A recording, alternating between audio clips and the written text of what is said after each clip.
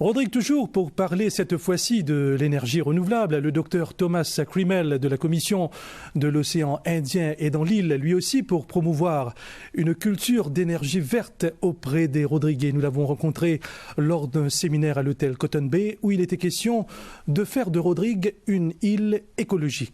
Marie-Pierre Émilien.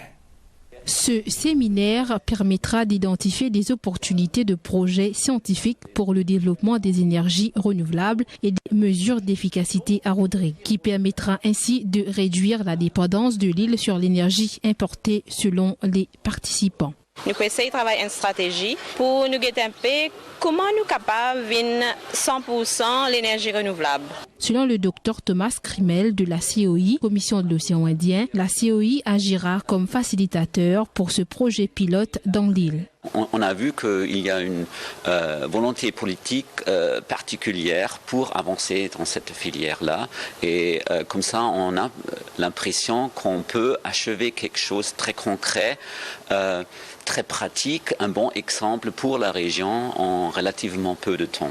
Le commissaire de l'environnement Richard Payendi soutient que cet atelier de travail cadre avec la vision de l'autorité régionale dans la mission de faire de Rodrigue une île écologique, d'autant plus que l'île a beaucoup de potentiel dans ce secteur. Ça tombe à pic parce que déjà, nous, au niveau de l'Assemblée régionale, on s'est fixé la vision de faire de Rodrigue une île écologique.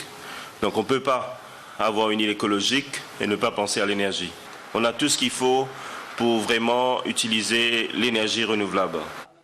Il est temps de visionner l'avenir selon le chef commissaire. Il invite les participants à développer leur créativité pour l'innovation.